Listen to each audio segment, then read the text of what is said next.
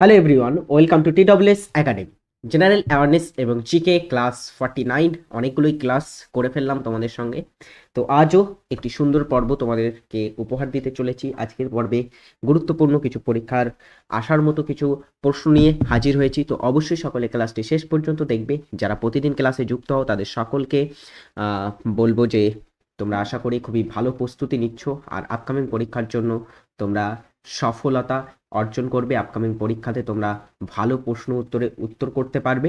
আমরা আজকে সেশনটি শুরু করব। তার আগে বলে রাখি, সমস্ত ক্লাসের নোটিফিকেশন বা লিঙ্ক পেতে যুক্ত হও আমাদের টেলিগ্রাম গ্রুপ, যেখানে কিন্তু তোমরা যুক্ত হলে সমস্ত ক্লাসের লিঙ্ক প্রথমেই পাবে। তাছাড়া অন্যান্য কিন্তু চাকরি সম্পর্কিত আপডেট আর ক্লাস সম্পর্কিত আপডেট সর্বপ্রথম তোমরা পাবে এখান থেকেই। পরেরটা হচ্ছে দেখো, আমাদের দ্য ওয়ে অফ সলিউশন এবং TWS একাডেমি চ্যানেল, সেটাকে সাবস্ক্রাইব করতে হবে তোমাকে সমস্ত ক্লাস দেখতে। প্রথম যে ব্যাপারটা সেটা হচ্ছে ওয়াবেল পরিকল্পনা প্রস্তাবনা কবে ঘোষণা করা হয়? ওয়াবেল, লর্ড ওয়াবেল তিনি ছিলেন ভারতের লর্ড ওয়াবেল ছিলেন ভারতের কি ভাইসরয়।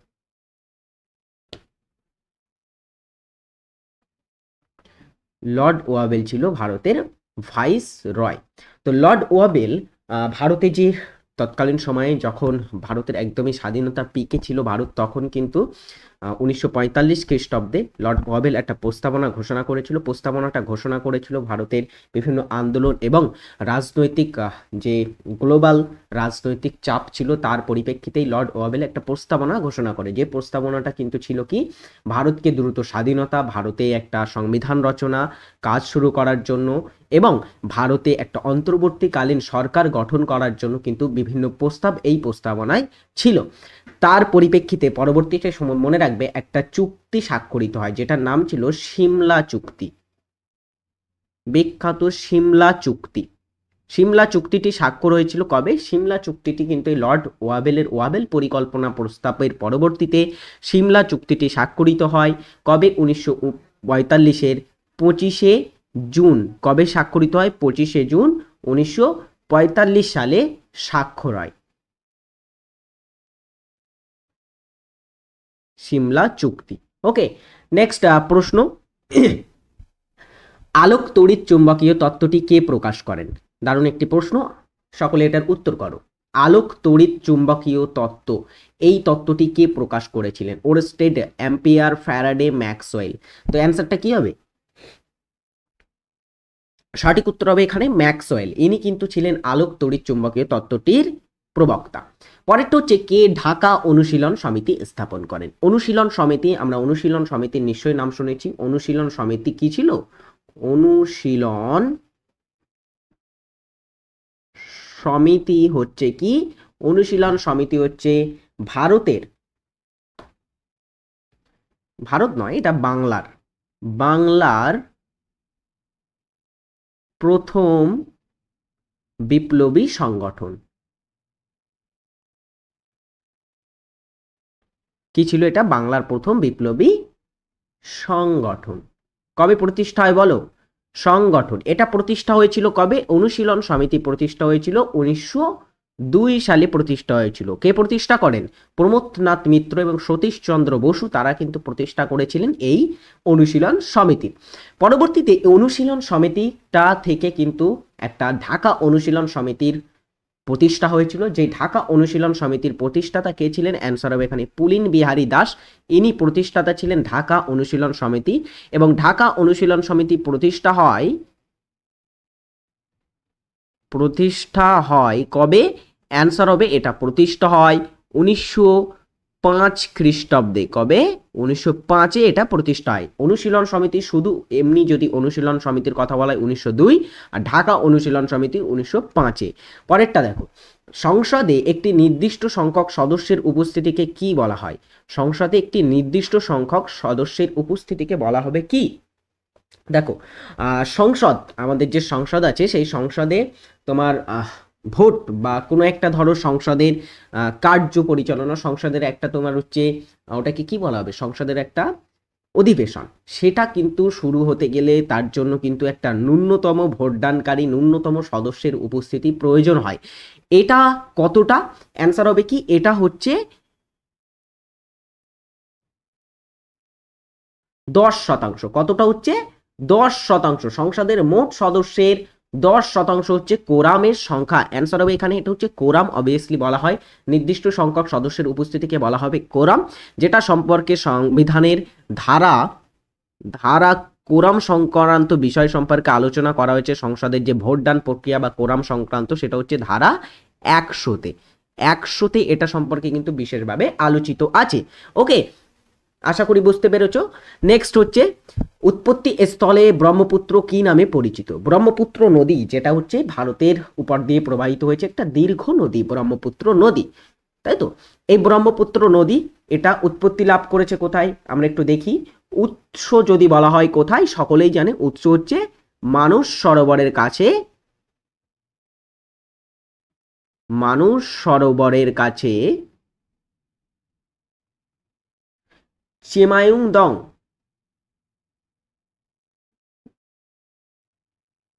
চেমায়ুংদং হিমবাহ থেকে। ওকে, এখান থেকে এটা উৎপত্তি লাভ করেছে। আচ্ছা, এই যে মানস সরোবর, এটা কোথায়? এটা হচ্ছে তিব্বতে। তিব্বতে। তো উৎস স্থলে ব্রহ্মপুত্র বা উৎপত্তি স্থলে ব্রহ্মপুত্র বললে এখানে তার মানে বোঝানো হচ্ছে তিব্বতে ব্রহ্মপুত্র কি নামে পরিচিত। তো মনে রাখবে, তিব্বতে ব্রহ্মপুত্র বা উৎস স্থলে ব্রহ্মপুত্র নাম হচ্ছে সাংপো। পরবর্তীতে ব্রহ্মপুত্র নদী 2900 কিমি প্রবাহিত হয়েছে আমরা জানি, যার মধ্যে 916 কিমি হচ্ছে ভারতে। ভারতে প্রবাহিত হচ্ছে 916 কিমি ভারতে প্রবাহিত হয়েছে। তো এই ভারতে এটা তোমার সেই অসমের অরুণাচল প্রদেশের কাছ থেকে কিন্তু এটা প্রবেশ করেছে, নামচা বারোয়া শৃঙ্গের গিরিপথের মধ্য দিয়ে এটা ভারতে প্রবেশ করেছে। দিহং নামে এটা ভারতে প্রবেশ করেছে। এটা পরীক্ষায় খুবই আসে। ভারতে প্রবেশ করেছে কি নামে? সেটা হচ্ছে দিহং নামে এটা প্রবেশ করেছে। পরবর্তীতে ব্রহ্মপুত্র নামে কিন্তু এটা তোমার হচ্ছে প্রবাহিত হয়েছে। হওয়ার পরে এটা বাংলাদেশে চলে গেছে। বাংলাদেশে গিয়ে সেখানে নাম হয়েছে এটার কি? সেখানে নাম হয়েছে বাংলাদেশে, এটার নাম হচ্ছে কি? বাংলাদেশে নাম যমুনা। যমুনা নদী যেটা, সেটাই কিন্তু ব্রহ্মপুত্র নদী, সেটাই কিন্তু দিহং, সেটাই সাংপো নদী।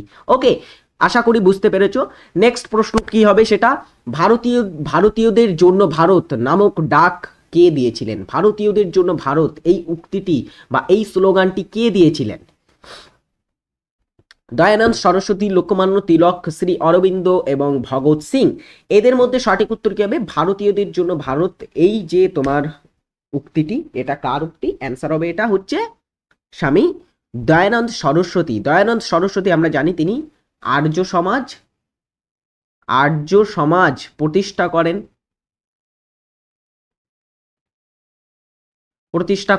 এবং কবে প্রতিষ্ঠা করে? এটা ছিল 1800 কত যেন 75 সালে, তাই না? 1875 সালে এটা প্রতিষ্ঠা হয়েছিল এই আর্য সমাজ। যেই আর্য সমাজের প্রতিষ্ঠার পরে তিনি আরো একটা স্লোগান দিয়েছিলেন, সেই স্লোগানটাও পরীক্ষায় আসে, বেদে ফিরে যাও, বেদে ফিরে যাও। এই স্লোগানটিও কিন্তু ছিল স্বামী দয়ানন্দ সরস্বতী। পরের যে প্রশ্নটা হবে সেটা হচ্ছে নিচের কোনটি ভাইরাস ঘটিত রোগ? দারুণ একটি প্রশ্ন। কোনটি ভাইরাস ঘটিত রোগ?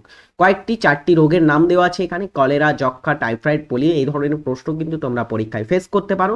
তো তোমাদের এগুলো জানিয়ে রাখা একদমই উচিত যে ভাইরাস ঘটিত রোগ কোনগুলি, এগুলি থেকে কিন্তু প্রশ্নই পরীক্ষায় আসে। সময় নষ্ট না করে একটু বলতে থাকি। দেখো, কলেরা রোগ, এই কলেরা রোগটা কি? কলেরা হচ্ছে একটা ভিব্রিও কলেরি। এটা কি? এটা হচ্ছে ব্যাকটেরিয়া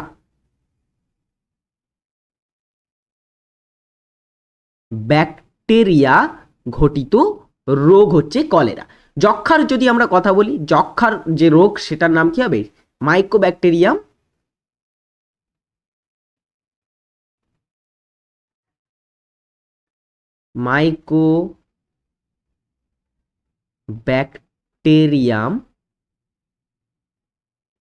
ব্যাকটেরিয়াম অর্থাৎ ব্যাকটেরিয়া ঘটিত কিন্তু এটা রোগ? এটা মাইকোব্যাকটেরিয়াম টিউবারকিউলোসিস।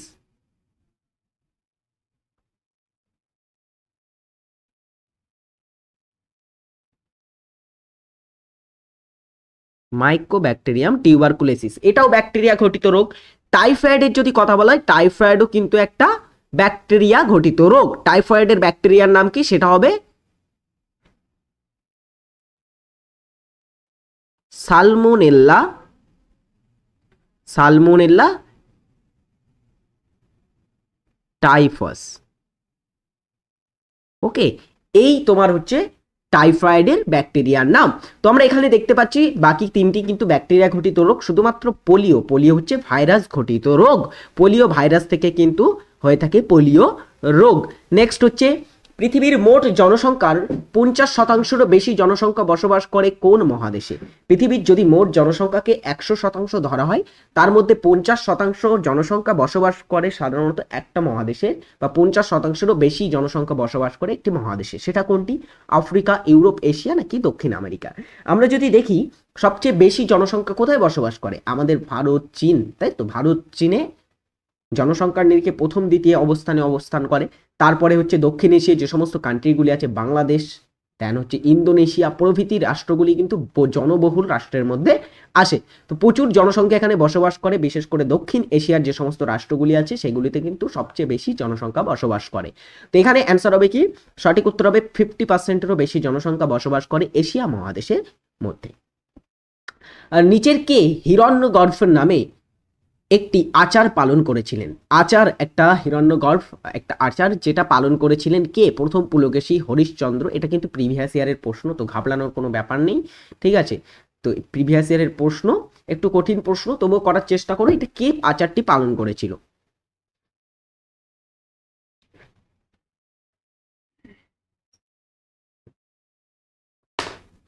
সঠিক উত্তর হবে কে পালন করে এটা? এটা সঠিক উত্তর হবে দন্তি দুর্গ। ইনি ছিলেন কে?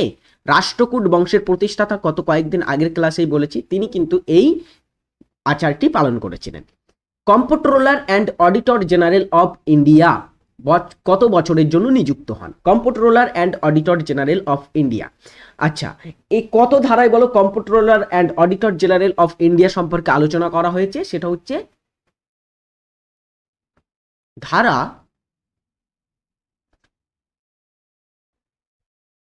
148।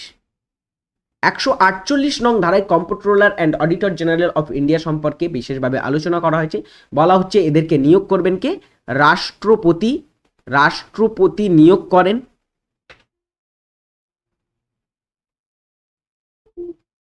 নিয়োগ করে, তাই তো?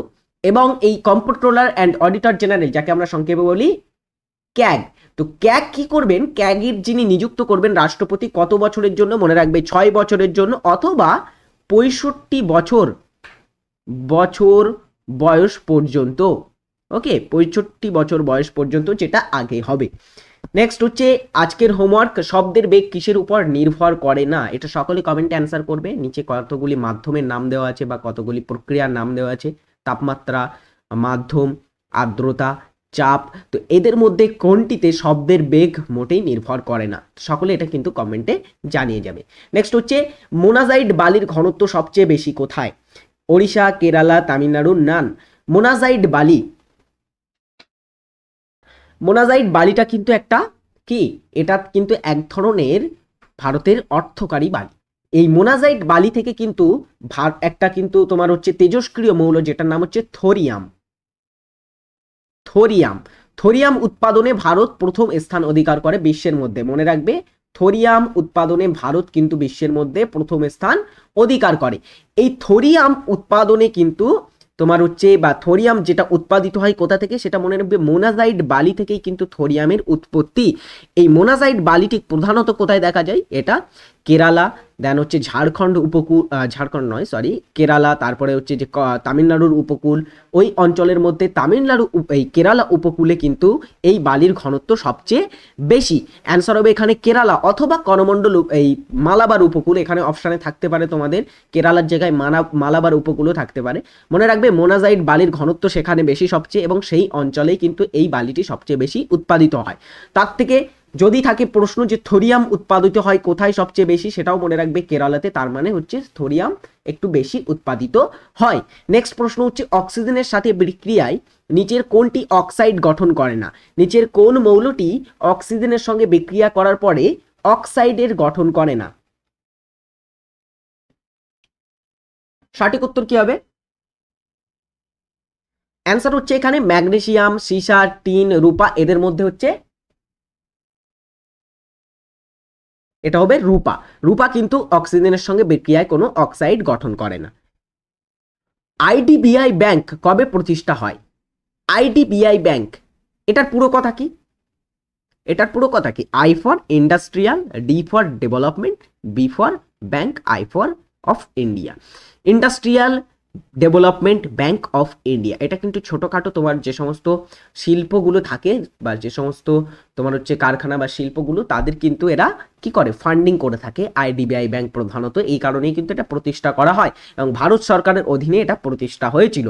ওকে, তো আইডিবিআই ব্যাংকটা কবে প্রতিষ্ঠা হয়? অ্যান্সার হবে এখানে, বলো সকলে দ্রুত দ্রুত, দারুণ একটি প্রশ্ন, এটা হবে 1964 সালে এটা প্রতিষ্ঠা হয়। আচ্ছা, এটা সদর দপ্তর কোথায় এটাও জেনে রাখো,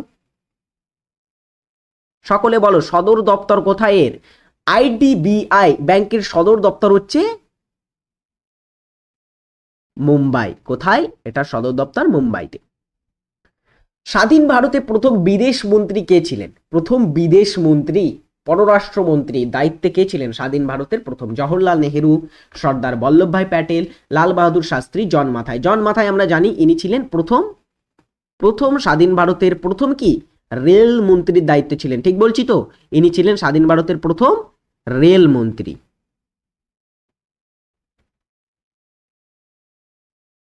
রেল মন্ত্রী ছিলেন প্রথম। লাল বাহাদুর শাস্ত্রী ইনি ছিলেন দ্বিতীয় প্রধানমন্ত্রী ভারতের। বল্লভভাই প্যাটেল প্রথম স্বরাষ্ট্রমন্ত্রী ছিলেন। ওকে, জওহরলাল নেহেরুর দায়িত্বে কি কি ছিল? জওহরলাল নেহেরু কিন্তু ভারতের প্রথম প্রধানমন্ত্রীও ছিলেন এবং ভারতের প্রথম বিদেশ মন্ত্রীর দায়িত্বও কিন্তু ছিলেন। তো এখানে অ্যান্সার হবে জওহরলাল নেহেরুই কিন্তু প্রথম বিদেশ মন্ত্রী এবং প্রথম প্রধানমন্ত্রী ছিলেন। আরেকটা মনে রাখো, এখানে আরেকটা জিনিস সকলে বলো, বর্তমান কে এই দায়িত্বে আছেন? বর্তমান বিদেশ মন্ত্রী কে?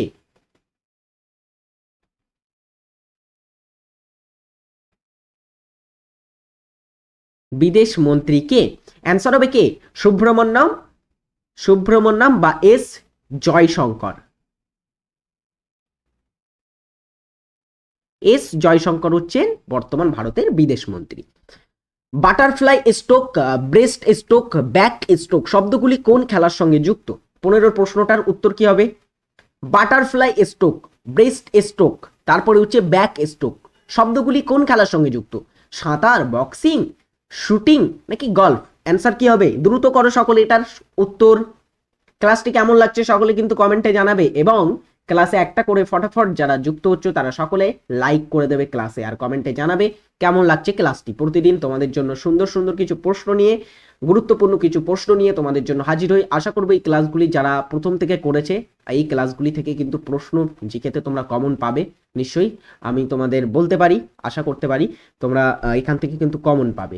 নেক্সট হচ্ছে এখানে সঠিক উত্তর হবে সাঁতার খেলার সঙ্গে যুক্ত এই সমস্ত শব্দগুলি। সমস্ত ধরনের প্রশ্ন নিয়ে আমি তোমাদের সঙ্গে আলোচনা করেছি, সমস্ত ধরনের প্রশ্ন যতটা পেরেছি সংক্ষেপে কিন্তু সেগুলো নিয়ে আলোচনা করেছি কিছু না কিছু।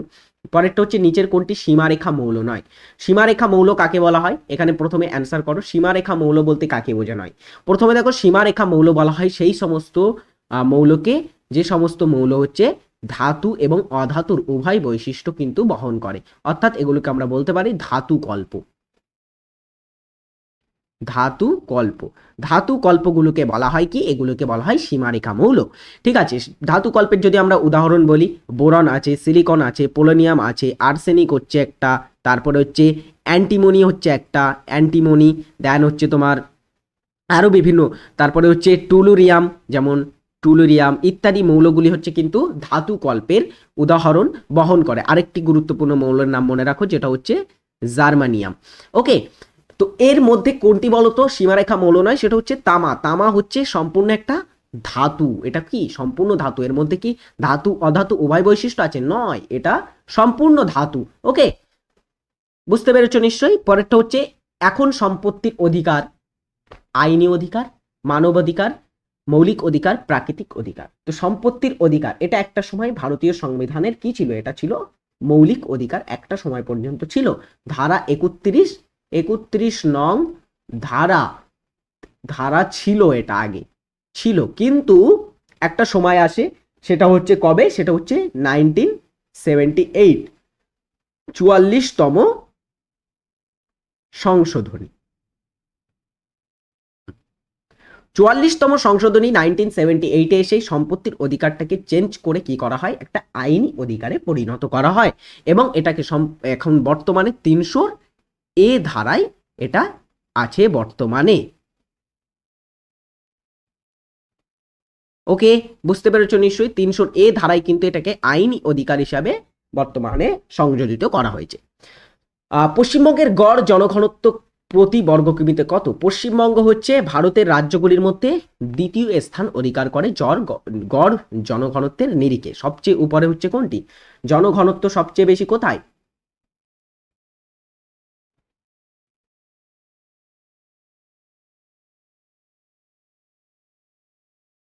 জনঘনত্ব সর্বাধিক কোথায়? সেটা হচ্ছে বিহারে। বিহারে হচ্ছে সর্বোচ্চ জনঘনত্ব, যেখানে হচ্ছে 1102 জন পার স্কোয়ার কিমিতে কিন্তু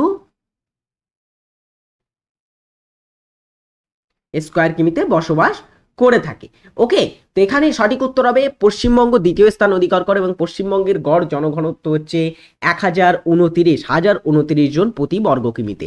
পরেরটা হচ্ছে রাজ্যপাল কোনো প্রকার অ্যার্ডিন্যান্স জারি করলে তা কতদিনের মধ্যে আইনসভা কর্তৃক অনুমোদিত হতে হবে? রাজ্যপালের অ্যার্ডিন্যান্স বা এটাকে কি বলা হয়, অধ্যাদেশ।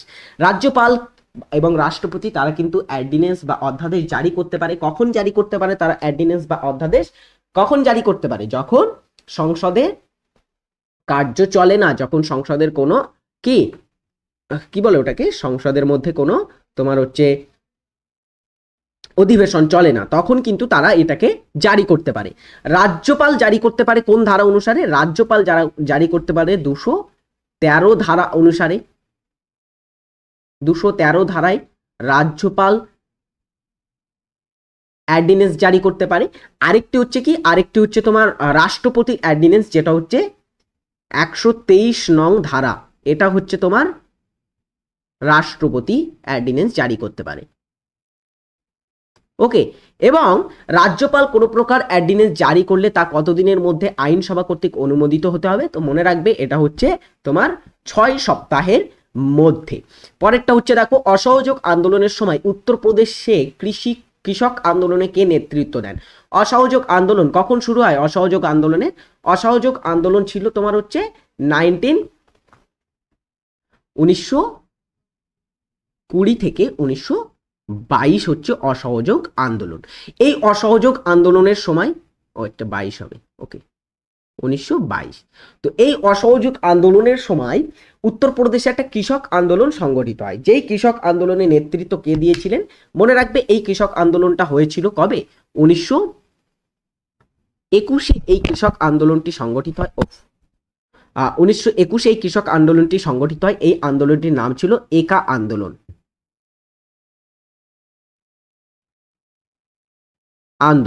এই একা আন্দোলনে কিন্তু নেতৃত্ব দেন মাদারি পাসি। ওকে, আশা করি বুঝতে পেরেছো। আচ্ছা, TWS একাডেমিতে নতুন ব্যাচ শুরু হয়ে গেছে। আপকামিং পরীক্ষাগুলোর উপর খেয়াল রেখে তোমাদের জন্য খুবই স্বল্প মূল্যে তোমাদের জন্য প্রদান করা হচ্ছে এবং এই ব্যাচগুলোতে তোমরা যুক্ত হতে চাইলে অবশ্যই কিন্তু আমাদের TWS একাডেমি অ্যাপটিকে ডাউনলোড করো। সেখানে কিন্তু তোমরা এই সমস্ত ফিচার্সগুলো পেয়ে যাবে। একটু তোমরা যারা ভর্তি হতে চাও তারা পজ করে পড়ে নিতে পারো এবং অভিজ্ঞ টিচার দ্বারা PDF পাবে। অনেকে কিন্তু ক্লাসে বলে যে স্যার PDF পাওয়া যাবে, তো অবশ্যই সমস্ত ক্লাসের PDF পাওয়া যাবে আর কোয়ালিটি সম্পন্ন কিন্তু সেখানে ক্লাস করানো হচ্ছে। 25টা ব্যাচ WBP SI মেনদের জন্য, যে ব্যাচটা কিন্তু তোমার হচ্ছে বিষয়ভিত্তিক ক্লাস এখানে করানো হবে এবং এটা কিন্তু এখানে এমসিকিউ নয়, এখানে তোমাদের ডেসক্রিপটিভ যেভাবে প্রশ্ন আসে সেইভাবে কিন্তু প্র্যাকটিস করানো হবে প্রশ্ন উত্তর নিয়ে। পরেরটা হচ্ছে দেখো প্রয়াস ব্যাচ পিএসসি ক্লার্কশিপের যারা ডেসক্রিপটিভের জন্য প্রস্তুতি নিতে চাও তাদের জন্য হচ্ছে প্রয়াস ব্যাচ আছে, এখানে তোমরা যুক্ত হতে পারো। 3 মাস তোমাদের ক্লাস করানো হবে, রেকর্ড এর দেখার সুযোগ পাবে, লাইভ দেখার সুযোগ পাবে, সোম থেকে শনি প্রতিদিন ক্লাস হবে, আর অভিজ্ঞ টিচার দ্বারা এখানে কিন্তু তোমাদের ক্লাস করানো হবে। তো আজই চেক আউট করো TWS একাডেমি অ্যাপ এবং তোমার নিচের নাম এনরোল করো তোমার যে পরীক্ষার জন্য তুমি প্রস্তুতি নিতে চাচ্ছ সেই পরীক্ষার জন্য। সময় খুবই অল্প, সময়ের মধ্যে তোমরা যদি প্রস্তুতি নিতে পারো তাহলে কিন্তু সেটা তোমার জন্যই ভালো হবে। ওকে, পরের প্রশ্নে আসি, যেটা হচ্ছে আসন্ন 2024 প্যারিস অলিম্পিক গেমসের জন্য মশাল বাহক হিসাবে নির্বাচিত হয়েছেন নিম্নের কে? প্যারিস অলিম্পিক গেমস, এই প্যারিস অলিম্পিক গেমস যেটা হচ্ছে 2024 এই বছরে কিন্তু প্যারিসে অলিম্পিক গেমস অনুষ্ঠিত হবে। যেই গেমসে মশাল বাহক যিনি হবেন তিনি কে? তিনি হচ্ছেন, অ্যান্সার হবে অভিনব বিন্দ্রা, তাকে কিন্তু বেছে নেওয়া হয়েছে। এবং অভিনব বিন্দ্রা কে ছিলেন? ইনি হচ্ছেন ভারতের প্রথম স্বর্ণ পদকজয়ী অলিম্পিকে,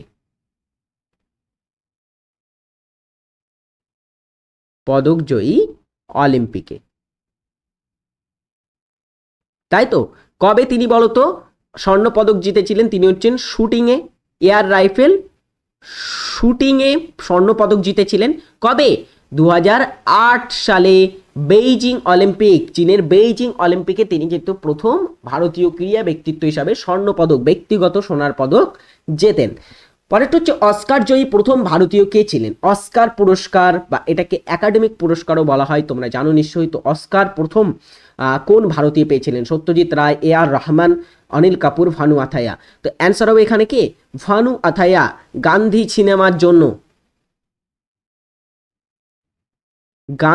সিনেমার জন্য তিনি পেয়েছিলেন কি এই অস্কার পুরস্কার 1983 এবং তিনি ছিলেন একজন কস্টিউম ডিজাইনার, পোশাক ডিজাইনের জন্য তিনি পেয়েছিলেন এই পুরস্কারটি।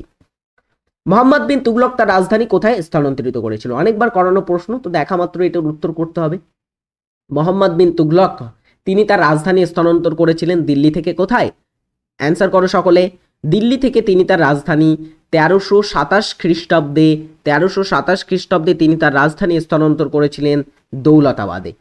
ওকে, কুড়ি থেকে ফুল ফোটার কি ধরনের চলন? কুড়ি থেকে যে ফুল ফোটে সেটা কি ধরনের চলন? চলন প্রধানত 3 প্রকৃতির হয় আমরা জানি। একটা হচ্ছে মুখে বলছি ট্যাকটিক চলন, একটা যেটা হচ্ছে বাহ্যিক উদ্দীপকের প্রভাবে উদ্ভিদের যে সমগ্র দেহের চলন সেটাকে বলা হয় কি? সেটাকে বলা হয় ট্যাকটিক চলন। আরেকটি চলন হয় যেমন হচ্ছে তোমার ট্রপিক চলন, এগুলোর আবার কিন্তু উপচলনও আছে, যেমন ফটো ট্যাকটিক, তারপরে হচ্ছে তোমার কেমোট্যাকটিক বলা যেতে পারে, থার্মোট্যাকটিক, তো প্রভৃতি কিন্তু হয়। আবার হচ্ছে আরেকটি মূল তোমার চলন আছে যেটা হচ্ছে ট্রপিক চলন। ট্রপিক চলনটা হচ্ছে তোমার কি? ট্রপিক চলনটাকে বলা হয় তোমার উদ্দীপকের গতিপথ অনুসারে, উদ্দীপকের যে গতিপথ অনুসারে যে চলন হয় সেটাকে বলা হয়ে থাকে ট্রপিক চলন। ওকে, তারপরে হচ্ছে ন্যাস্টিক চলন। ন্যাস্টিক চলনটি কি? এটা হচ্ছে উদ্দীপকের এটা লিখে দিচ্ছি, উদ্দীপকের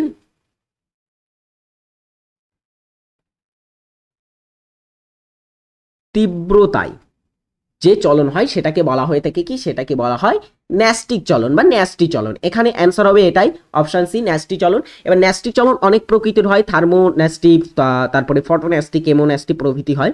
কিছু কিছু ফুল আছে যেমন সূর্যমুখী ফুল, ফটোন্যাস্টির কারণে কিন্তু এটা কুড়ি থেকে ফুলে পরিণত হয়। তারপরে কিছু কিছু যেমন টিউলিপ ফুল আবার এটা থার্মোন্যাস্টির জন্য এটা পরিস্ফুটন হয় বা এটা কিন্তু ফোটে। ঠিক আছে, তো এটা সাধারণত ন্যাস্টি চলনের জন্যই ফুটে থাকে। পরেরটা দেখো, বিহারের দুঃখ বলা হয় কোন নদীকে? অ্যান্সার কি হবে? বিহারের দুঃখ বলা হয় কোন নদীকে? সঠিক উত্তর হবে কোশি নদীকে বলা হয় বিহারের দুঃখ। ওকে, পরেরটা হচ্ছে অধিকাংশ কয়লা ক্ষেত্রগুলি কোথায় অবস্থিত? রূপান্তরিত শিলাস্তরে, আগ্নেয় শিলাস্তরে, পাললিক শিলাস্তরে, নাকি আগ্নেয় ও পাললিক উভয় শিলাস্তরে? তো অধিকাংশ কয়লা ক্ষেত্রগুলি সেগুলি কি? কয়লা হচ্ছে এক ধরনের পাললিক শিলাই। তো একদমই বেসিক প্রশ্ন, কয়লা পাললিক শিলাস্তরে পাওয়া যায়। ধামাল কোন রাজ্যের লোকনৃত্য? ধামাল লোকনৃত্য একটি কোন রাজ্যের লোকনৃত্য এটা ধামাল? বেসিক প্রশ্ন, করো দ্রুত অ্যান্সার। ধামাল হচ্ছে এটা হরিয়ানার লোকনৃত্য। গদর পার্টি কোথায় প্রতিষ্ঠা হয়েছিল? গদর পার্টি 1913 সালে প্রতিষ্ঠা হয়। 1913 সালে প্রতিষ্ঠা হয়েছিল গদর পার্টি। গদর পার্টিটা কারা প্রতিষ্ঠা করেছিল?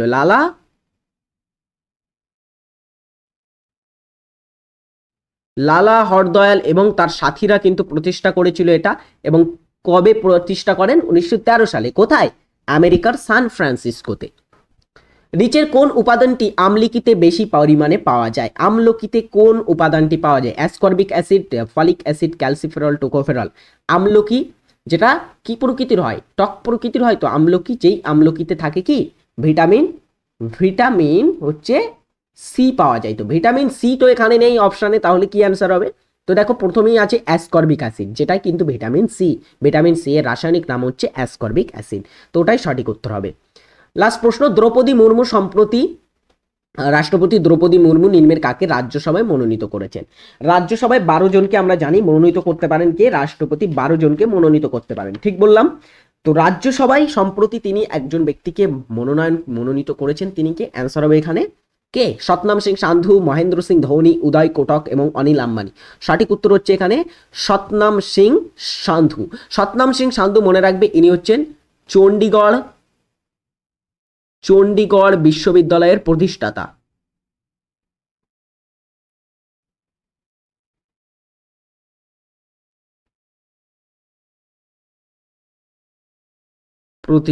ওকে, চণ্ডীগড় বিশ্ববিদ্যালয় কে প্রতিষ্ঠা করেন? তো মনে রাখবে সতনাম সিং সান্ধু, তিনি সম্প্রতি রাজ্যসভায় মনোনীত হয়েছেন। তো এই ছিল আজকের ক্লাস। আজকে কয়েকগুলি প্রশ্নগুলি আলোচনা করলাম। আশা করব ক্লাসটি তোমাদের খুবই খুবই ভালো লেগেছে। আর কতগুলি ক্লাস তোমাদের সঙ্গে আলোচনা হবে। তো সমস্ত ক্লাসগুলি তোমরা প্রতিদিন দেখতে থাকো। আশা করি তোমরা এখান থেকে ভালো ফল পাচ্ছ এবং এই প্রশ্নগুলি প্র্যাকটিস করার মাধ্যমে কিন্তু তোমরা তোমাদের অবস্থান, তোমরা পরীক্ষার জন্য কতটা প্রস্তুতি নিতে পারছো সেটাও কিন্তু তোমরা নিজেদেরকে পরিমাপ করতে পারবে। তো অবশ্যই আশা করব এই ক্লাসটি যারা দেখলে শেষ পর্যন্ত তারা সকলেই ভালো স্কোর করতে পেরেছো এবং এরকম প্র্যাকটিস ক্লাস কিন্তু তোমাদের এই মুহূর্তে করা খুবই খুবই প্রয়োজন। তো পরের দিনের ক্লাসে সকলে যুক্ত হবে এবং সমস্ত